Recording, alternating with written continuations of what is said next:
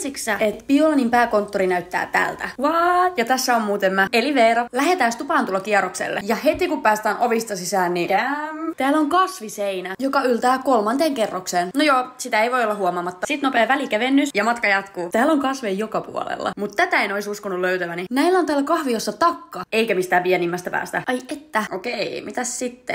Lähetään yläkertaan. Käydään kurkkaan näitten tulostuspiste. Okei. Tänne seinään onkin maalattu kaupunginäkymä Italian Firenzestä. Tiedoksi kaikille taiteen ystäville, että se on Mia Herrasen kädenjälkeä. Sitten täältä kakkoskerroksesta löytyi jotain, mitä en olisi ihan ensimmäisenä uskonut Eurosta löytyvän. Lontoon puhelinkoppi. Pitihän siellä yksi puhelu nyt ottaa. Mut miten tällaista käytetään? Paitsi että puhelu meni nyt ensi kertaa. No sit siirryttiin yläkertaa. Ja siis vau, lasikaton takia näkymät oli ihan mielettömät. Täältä näkyy myös Biolanin tuulimyllyt. Ja sit kattokaas näitä. Nämä kaistaleet on maalattu käsin. Ja ne kulkee katosta lattian asti. Tän koko korkean rakennuksen. Ei voi kuin ihastella, miten paljon täällä arvostetaan käsityötä. Sitten mä kipitin rappuset alas. Ja tästä tää oikeastaan oli.